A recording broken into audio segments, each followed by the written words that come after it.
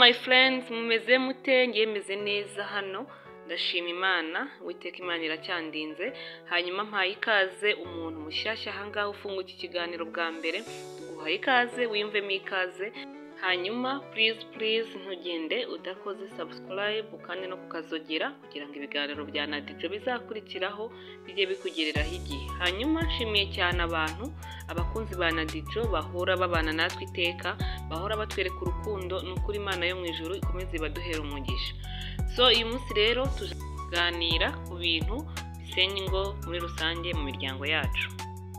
Hari ibintu byinshi mu muryango cyangwa se umugore cyangwa se umugabo ashobora gukora cyangwa se kuba azi ko nyine yabikora, kumva ko nta kintu byatwara, kandi ibyo bintu bikaba biri kugenda bitendinga byo kuba byatuma na rwa rugo barimo rwasenyuka. Uyu munsi rero tuje kureba ibintu bimwe na bimwe bishobora gutuma urugo rwawe rusenyuka utabyitondeye mu gihe uri kubikora cyangwa se mu gihe uri kubivuga. Kubaka urugo rukaba rwiza ni ibyifuzo bya buri wese. Kubaka urugo rukaba ari urugo rurangwa n'umunezero, ari urugo ruhora rurangwa n'abantu bishimye, ni ryo sezerano umuntu agirana n'undi ko azabana nawe akaramata. ngira ngo ni naryo sezerano iyo bagiye gusezerana imbere y'Imana, nicyo kintu cya mbere cy'ingenzi bavuga ko muzabana akaramata, muzabana mu bino mu byiza, muzatandukanwa n'urupfu. Ariko ibyo nanone bigenda bigatandukana n'ibyo ugiye ugasanga mu rugo, n'ibyo wari witeze mu gihe washakaga urugo muri wowe. So guys, rero muze mumfashe tuganira ahangaha, mumbwire namwe ikintu gituma umuntu aba yarasezeranye n'undi kubana nawe akaramata, bakundana, bishimanye, bumva buri umwe yifuriza undi ikintu cyiza, amubonamo ikintu cyiza mu gihe kiri imbere, amubona basazanye, hanyuma bageraho batumvikanye, umuntu akaba yumva nyine umwe yumva bya bintu byose bigezaho abihaze bigezaho. So bana nanjye rero muri iki kiganiro, namwe muragenda mumbwira muri comment ibintu bimwe na bimwe mugenda mubona mu ngo bigatuma bigeraho bumva rwa rugo basezeranye cyangwa se rya sezerano bahanye rigenda ribajabuka. Reka mbyite uko nk'uko rigenda ribajabuka. Ikintu cya mbere rero njye nabonye kitari cyiza mu rugo, mu buryo bwo kugira ngo duce kuba abantu bumva ko bagomba gutandukana, rya sezerano bahanye rikagenda ritaba uko barihanye. Ikintu cya mbere nabonye ni ukutava ku izima. Icyo nicyo kintu cya mbere cy'ingenzi, ni ukumva nyine ko buri muntu icyo uko ameze cyangwa se imyitwarire cyangwa se ibintu avuga, ibyo akora, akumva ko nyine atagomba kubikosora. Kutava ku izima k'umuntu, haba umugore haba umugabo, akumva ko nyine uko ateye uko ameze atava ku izima. Donc nababwira ko wenda tuvuge nk'urugero ku muntu wumva ko wenda kuba hari ibintu akunda, hanyuma akabibwira mugenzi we ko ibi bintu abikunda. Hanyuma ibaze kuba umuntu akubwiye ko iki kintu agikunda cyangwa se iki kintu atagikunda, ukaba wakimukorera, cyangwa se akakubwira ko iki kintu agikunda, wowe ukaba wumva ko utakimukorera kuko wowe utava ku izima, cyangwa icyo kintu kuko wowe utagikora, kitari ikintu cyawe cyo kuba wakora, ukumva ko utagikorera mugenzi wawe kugira ngo yishime kubera ko utava ku izima. Reka mbabwire muri story nzi imwe y'umugore n'umugabo, akaraza gutuma usobanukirwa neza kuba uri umuntu utava ku izima icyo bivuze cyangwa se ibyo ari byo. Ibaze ko umugore ari umuntu ukunda ibintu by'indabo, ari umuntu ukunda indabo birenze urugero, akaba yarabibwiye umugabo we, akaba yarabibwiye umugabo we mbere y'uko banabana. Umugabo bazi ko n'umugore wakunda indabo cyane, ariko bikaba bamaranye imyaka 15 my dear. Umugabo adashobora guha iki, adashobora guha ururabo umugore we. Kubera iki? Yishyizemo yuko adashobora gutanga ururabo, yishyizemo ko gutanga ururabo rwose ari gaspillage. Aribaza ururabo wenda rwa make, tuvuge ko ururabo rwa make rugura ngahe? Subwo rugura nk'ibihumbi 5, sibyo? Ibaze ko umugabo yavuze ati yewe ntago nshobora guha umugore wanjye ururabo n'umunsi n'umwe, ibyo bihumbi 5 byakora ibindi, ibyo bihumbi 10 byakora ibindi. Ariko umugore akaba ari aho ngaho buri gihe yifuza ko umugabo we amuha ururabo. Urumva icyo kintu, akaba kugeza iyi saha atarabona umugabo we amuha ururabo. guys, uzi yuko ushobora no kujya hanze indabo zino ziba zimemejeje, ukaba wafata akarabo gato ukagashyira umugore wawe akaba yakwishima ku rwego rwo hejuru. Urumva icyo kintu? Urundi rugo urumva nk'uwo mudamu igihe cyose abashuti be cyangwa se abantu bamwegereye b'inshuti ze cyangwa se imiryango, kugira ngo bumve ko bamuha ikintu kikamushimisha, bose bamuha ururabo uretse umugabo we. Icyo gihe rero uri kumva ko kutava ku izima ngo wige cyangwa se ugire ibintu uhindura mu buzima bwawe kubera undi muntu, bishobora gutuma biba intandaro yo kuba rwa rugo rwawe rugera gute, rusenyuka. Guys, aha rwose jya ugerageza, niba uri umugore cyangwa se uri umugabo, ugerageze uhe igenzi wawe akunda. Niba akunda icyo kintu, gerageza ubikore kubwe, gerageza ubikore kubw'ibyishimo bya mugenzi wawe, kimwe nuko nawe ujye wishyira mu mwanya nk'uwe. Igihe uramutse ukunze ikintu ukabona uwo ukunda cyangwa se uwo umuntu uri ku expectinga ko ari we muntu wa mbere wakagikoze neza kurusha abandi, ukabona ntabwo ari we muntu uri kugikora, wiyumvishe nawe uburyo waba umerewe. Aha rero aho icyo tugomba gukora ni uko tugomba gukora ikintu tuzi neza ko mugenzi wacu cyangwa se umupatena wacu agikunda cyane, icyo kintu tukacyitaho tukagiha agaciro, nubwo waba wowe kigukomere cyangwa se kikugoye cyangwa se ari ikintu wowe udashaka gukora bitewe n'imyumvire yawe, ukagikorera icyo kuko kuba umukunda, kuko kuba umwubaha, no kuba umwubahira icyo kintu cyo kuba yaremeye ko mwabana kugira ngo urugo rwanyu ruzagende neza. Rero icyo kintu umuntu aba yishyizemo cyo kuba wenda hari ukuntu umuntu ateye muri we akumva ko nko kuba hari ukuntu umuntu aba afite umuco mubi muri we, hanyuma akumva nyine akakubwira ati nuko nteye, nuko duteye twese iwacu, nuko umuryango wacu umeze, hanyuma akakubwira yuko nyine ari ibintu bibari mu maraso bidashobora kubavamo. Icyo gihe rero uri kumva ko uwo muntu aba afite kutava ku izima, kudaca bugufi, gashobore kuba yakumva ko icyo kintu ari ikosa cyangwa icyo kintu kidashimishije buri muntu umwe wese babana mu rugo, hanyuma akumva yuko nyine atakivaho, ari ibintu biri mu maraso, ari ibintu biri mu muryango, atabivamo. Icyo gihe rero iyo umuntu atava ku izima, iyo umuntu atisubiraho, iyo umuntu adaca bugufi ngo yumve ikosa rye hanyuma asabe imbabazi cyangwa se arihindure, ibyo bintu biri mu bintu bishobora gusenya ingo. Ikindi kintu cya kabiri gishobora gusenya urugo mu muryango ni ukutaganira, communication, quality time, kuba nyine mutari guhana kariti cyangwa se mutari guhana igihe gihagije cyo kuganira mu rugo. Namwe murabizi ko igihe cyose hatari communication ibintu bigenda nabi rwose. Hatari communication, umwe aca ibumoso undi agaca iburyo, hanyuma nawe ushobora kumbwira umuntu yaciye iburyo undi agaca ibumoso, ukambwira ahantu bashobora guhurira. Iki kintu rero ni ukucyitondera cyane cyane, ukacyitondera ushyizeho imbaraga zo kuba wumva ko niba utari kuganira n'umupatina wawe mubana ku kintu runaka, umwe akaba decision maker n'undi akaba decision maker ku bintu bye, icyo gihe ibintu biba byatangiye kudogera. Hanyuma ikindi kintu gishobora gusenya urugo cyangwa se gishobora kuba intandaro yo kuba urugo wakumva rukubihiye ukageraho wumva wanarusenya, ni maturity cyangwa se immature. Kuba nyine ushobora kuba erega ntabwo abantu bose baba barashatse cyangwa se abantu bose baba barubatse urugo ari ukuvuga ngo baba bakuze, sibyo? Utazabona umuntu washatse uvuga ati wow ubu yarakuze, ntabwo ari cyo kintu kigaragaza ko umuntu yakuze, ahubwo hari ukubaka urugo warakuze, hari no kubaka urugo utarakuze.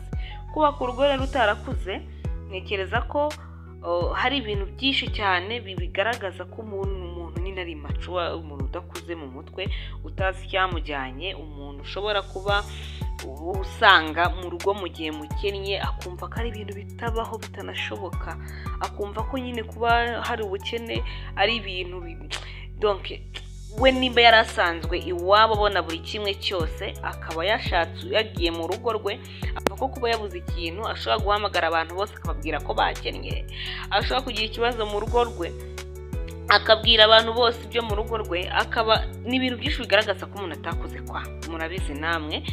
Donc urumva ikintu cya mbere navuga ko ikintu kigaragaza ko utakoze ni ukuba mu rugo iwawe hagize ikibazo kihaba kitanaremereye, kitari n'ikintu cya danger, ugahamagara isi yose ugiye kubabwira. Niba ari umugabo akaba yahamagara iwabo, niba ari umugore akaba yahamagara iwabo cyangwa inshuti ze. Kandi burya ikintu kiri mu rugo iwawe, wowe n'umuntu wawe mubana, niba mwananiwe kugikemura, mwananiwe kucyumvikanaho, kikagenda kikagera hanze, ujye umenya ko atari bwo buryo bwiza bwo kuba kigiye gukemuka, ahubwo uba wongereye ibibazo mu bindi.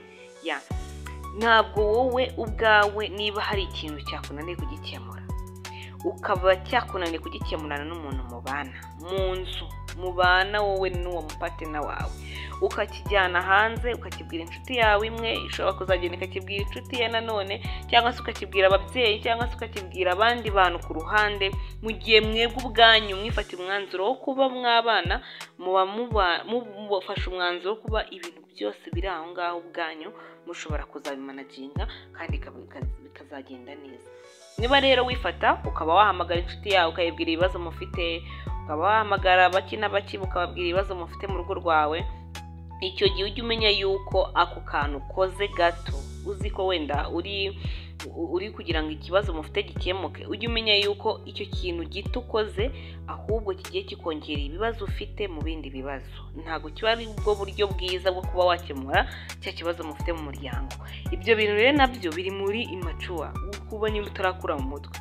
Ntabwo gukemura ikibazo ari ukujya kubibwira abantu bose, kereka cya kibazo nyine gikeneye kuba abantu bicara bakabagira inama. Ariko njye ntekereza ko iyo muri babiri, wowe n'uwo mubana cyangwa se wowe n'abo mubana, umupatena wawe cyane cyane, nta wundi muntu wo hanze uzaza gukemura icyo kibazo mu gihe mwebwe ubwanyu mutakikemuriye.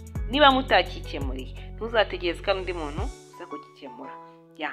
Hari n'ibindi bintu byinshi bitandukanye biba wumva ko niba umuntu akubwiye nabi, ukumva ko mbese aciye nk'amabere. Yego ntabwo ari byiza, ntabwo abantu dukunda, ntabwo umuntu akunda kubwirwa nabi, sibyo? Ariko se niba wakosheje bakakubwira nabi, uzumva yuko mbese ibintu bicitse, utaha iwanyu ibiki n'ibiki? Oya, n'ubu uri mukuru uzumva ko baguhanye, wenda niyo ushaka kuba baguhanye mu buryo butari bwiza, ushobora kumubwira ko ibyo bintu akoze atari byiza, hanyuma ubutaha nawe akazabikosora. Ariko ntabwo ari we mwanzuro wo gufata ngo bambwiye nabi ngo urahambiriye ngo uragiye. Buri gihe uri muri ndahambiriye ndagiye, buri gihe ndahambiriye ndagiye, buri gihe ndahambiriye ndagiye. Icyo gihe rero uba nta costesi ugira muri wowe, ntabwo ubuze ikintu cyakuzanye, nta nubwo ibyo bintu biba bigufasheho. Ni ukuba nyine uri aho ngaho gusa, akantu gato gakoma ngo ndagiye, akandi gakoma ngo ndagiye. Icyo gihe bigaragaza yuko rero utaramenya icyakuzanye mu rugo. Kandi bajya bavuga yuko ntazibana zidakomanya amahembe, ariko komanya amahembe ntabwo bivuze kubabazanya, sibyo? Ariko nanone kuba bavuga ngo ntazibara zidakomanya amahembe ntabwo bivuze ngo wenda uzagenda wihambire ngo nuko bagukomanya amahembe. Nanone bitavuze ko akantu katazajya kabaho mu rugo rwawe ngo uhambire ngo ugende ngo nuko uzikomanya amahembe. Ngira ngo muri kubyuma ibyo nshatse kuvuga. Ikindi kintu cya gatatu gishobora gusenya urugo cyangwa gishobora gutuma urugo rwawe rutagenda neza cyangwa se mutabaho mwishimye, ni uko umwe muri mwe asigara yumva atanyuzwe na mugenzi we, atangiye kubona ko yibeshye, atangiye kubona ko bizaba ibintu yamushakagaho atari byo ari kubona, atangiye kubona yuko hari abandi bantu bamurenzeho. Urumva ibyo nabyo uretse ko bigendana no kuba uri immature. Urumva ibaze kuba warabanye n'umuntu mukamarana imyaka 2, mukamarana imyaka 3, kandi icyo gihe mwarafashe umwanzuro wo kubana muvuga ati tuzabana mu bibi no mu byiza, tuzabana ubuziraherezo, tuzatandukanwa n'urupfu. Wagera mu rugo ugatangira kubona ko wa muntu burya adafite n'amafaranga, ugatangira kubona ko wa muntu burya atari na mwiza, ugatangira kubona ko wa muntu we burya icyo gihe rero utangiye kugereranya umuntu wawe n'abandi bantu, kandi ibyo bintu bishobora gusenya urugo. Icyo nshaka kukubwira aha ngaha ni uko umuntu mubana imico afite uko ameze, emera ko Imana yabyemeye ko mubana, niwo muntu wawe Imana yaguhaye, jya wemera ko rero icyo kiba afite ucyakire ubane nacyo, icyo kiza afite gishime ucyakire ubane nacyo. Ndagira ngo nkubwire ngo igihe cyose uzi ukagereranya umuntu wawe n'undi muntu ku ruhande, uzi neza ko uwo muntu mwabanye mukundana, uzi neza ko mwabanye uvuga ngo mu bibi no mu byiza tuzabana ubuziraherezo, ukabyemera nta wundi muntu ugufosinze, uzamenye yuko uri gutandukira, uzamenye yuko uri kujya mu marembera yo kuva mu rugo rwawe. Menya ko umuntu ufite ari wo mugisha wawe, ari we Imana yakugeneye, ari we muntu wawe wa nyawe. Nutangira rero kumugereranya n'abandi bantu, ugatangira kumva ko undi muntu ari we ufite imico myiza cyangwa se ari we mwiza kurusha wawe, ndagira ngo nkubwire yuko umuntu mubana ni we uzi. Uwo wundi utazi uri kumva ko ashobora kuba afite imico myiza, mubanye nibwo wakumva ko wa muntu usize mu rugo ari we muntu wa nyawe kuko Imana yakwihereye, ari we muntu mushobokanye, ari wo muntu mwumvikana kurusha uwo wundi uri kujya kureba. Ikindi kintu nanone gisenya urugo kandi kitari cyiza ni ukudaha umwanya uhagije Imana mu rugo rwawe. Guys, ikintu cya mbere cy'ingenzi kurusha ibindi byose bibaho byubaka urugo ni ukuba mufite Imana mu muryango wanyu, mukayiha n'umwanya munini uhagije, mukayiha umwanya wa mbere mu muryango wanyu kugira ngo ikomeze ibane namwe, ikomeze ibubakire, ikomeze ibongerera ubwenge mutari muzi. Mu gihe rero mudahaye umwanya wa mbere Imana cyangwa se mu bintu byanyu cyangwa se mu rugo rwanyu, muba muri guha urwaho Satani. Satani ntabwo yifuriza umuryango, nta muryango n'umwe yifuriza kuba wanezerwa cyangwa se wabaho wishimye. Iyo rero muhaye umwanya wa mbere Imana mu rugo rwanyu, bituma mugenzi wawe abona yuko ikintu yaragiye gukora kidakwiriye, hanyuma akagikora mu buryo bwiza kandi akagikora neza, mugakomeza mukabaho mwishimye. Ikindi kintu cya mbere gituma Imana igomba kuza mu mwanya wa mbere mu muryango wawe kugira ngo urugo rwawe rukomeze rumere neza cyangwa se rukomeze rwishime, ni uko iyo natanga nk'urugero ku muntu usenga, aba azi neza ko kubabaza mugenzi we ari icyaha, aba azi neza ko guca inyuma mugenzi we ari icyaha mu maso y'Imana. Niyo mpamvu rero mu gihe umuntu asenga cyangwa se mu gihe mwese mu muryango wanyu musenga mukabona n'umwanya wo gusenga, biba ari n'umwanya mwiza wo kuba mwanaganira cyangwa se umwanya mwiza wo kumva mugenzi wawe, hanyuma ukaba wagira ukwihangana muri wowe cyangwa se waca bugufi cyangwa se ukaba watanga n'imbabazi. Ibyo byose rero bituruka kuba mu gusenga, bituruka kuba muzi Imana, bituruka kuba urugo rwanyu muruha umwanya wa mbere, mukaruha umwanya wa mbere mu gusenga, mugaha umwanya wa mbere Imana mu rugo rwanyu. Ikindi kintu nanone gishobora kuba kiri mu bintu bisenya urugo cyangwa se kiri mu bintu bisenya ingo zimwe na zimwe, ni ukutamenya cyangwa se kugira ubujiji ku byerekeranye n'urugo. Ni ukuvuga mbere y'uko ushinga urugo uba ubanza kumenya neza iby'urugo ibyo ari byo, ibyo ugiyemo ibyo ari byo, kugira ngo igihe nugera mu rugo ugahura n'ibyo bintu ukaba uzamenya ukuntu uzabyitwaramo. Hari igihe rero usanga hari umuntu ujya kubaka urugo bitewe na peer pressure y'abantu cyangwa se kuba yarabonye mugenzi we yarashatse nawe akavuga ati reka ngende, ariko mu by'ukuri atazi meaning y'urugo muri rusange, atazi meaning y'urugo. Ubundi urugo ni iki mu byo agiyemo, ubundi ibintu agiyemo ni ibiki? Ese agiye kubyara? Ese agiye kwenjoyinga n'umuntu bakundana? Ese agiye mu biki muri rusange? Kubera ko rero urugo rubamo ibintu byinshi kandi bitandukanye.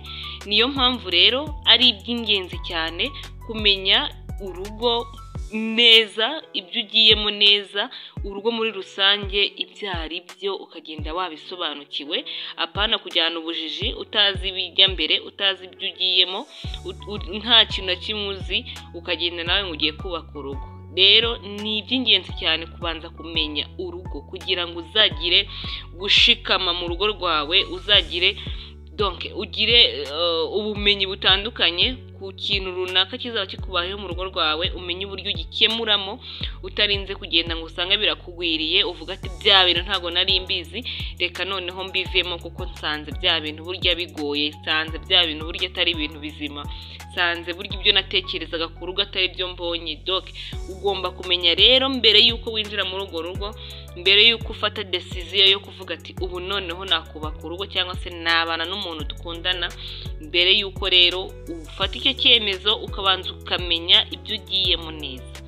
Ku bantu batarashaka ahangaha ntimwumve yuko urugo ari ikintu kibi pe, oya ntabwo urugo ari ikintu kibi, ntabwo kuba mu rugo kuba ufite umuntu mubana ari ikintu nyine gikomeye mu buzima bwawe. Ni umugisha cyane kugira urugo, ni umugisha cyane kuba ufite urugo rwose, ariko nanone burya nkuko nawe ubayeho ngaho muri iyo sosiyete utuyemo cyangwa se ubana n'abavandimwe bawe mukagirana ibibazo rimwe na rimwe n'urugo, rero nuko nkuko biba bimeze. Biba bisaba rero kuba ufite ugushikama muri wowe, kubuza icyakujyanye, kubuza icyo ugiye gukora, hanyuma ibyo bintu byose bizagufasha kubana neza n'umupatina wawe kandi mukabaho mwishimye cyane, ko babaho hari ingo zishimye zinezerewe kandi zikundana. Ni ukuvuga abantu barurimo ari umugore n'umugabo n'abana, ugasanga ni umuryango mwiza ushimishije, ni umuryango ukundana, ni umuryango mbese ubona ko ufite umunezero muri wo, kandi ibyo nabyo birashoboka kugira urugo rwiza.